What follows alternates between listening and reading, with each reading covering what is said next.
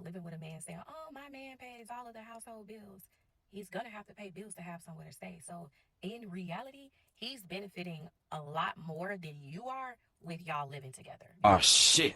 Here we go again. Because women put a lot more into a household, managing a household and making sure things in that household run smoothly. To me, the amount of labor that you have to put in with living with a man, no matter how good he is not worth living with him and him paying those household bills. The real flex is him giving you some money, you living in your own space, he lives in his own space.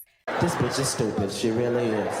And get out your face. And he comes over when you want company, or you go over there when you want company. But all that spending the night, all that in your kitchen, all that cleaning up behind him, all that him asking you thousands of questions, what's for dinner, all that, the amount of work is just not worth them little couple $1,000. They should have never gave women the internet. And this is two-pronged problem. First prong is it's idiots like that get online and say shit that sway other women's opinion to believe in that bullshit. Then the second prong is that it's women like that get online that say shit like that make men scared to even deal with women at all. The biggest problem, and I say this all the time, is that women don't realize that men submit when they first meet them off the rip. We're already submitting our lives and the duty of protecting you. Even when we just meet you on the street, if we just meet you on the street and somebody comes up and tries to do something to you, we're supposed to step in.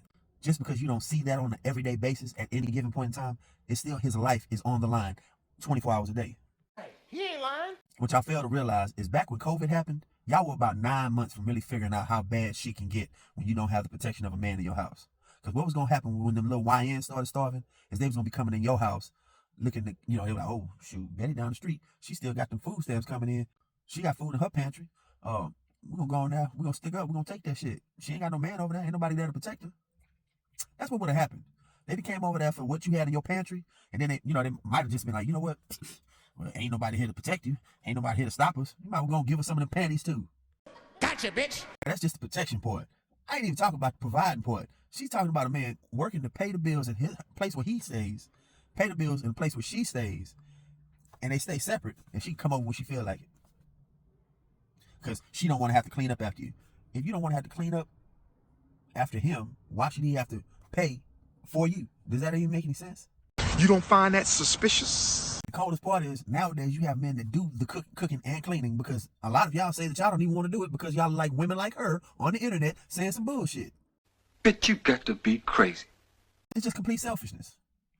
There's no other way to explain that. It's called, you're supposed to have your half of what you bring to the table. He's supposed to have his half of what he brings to the table. That's why y'all don't like that question, because y'all be like, oh, I ain't got nothing but some pussy. It ain't enough. That boy is good. Pussy is quite literally present on every goddamn female on the planet. And we ain't talking about them trans ones. He's out of line, but he's right.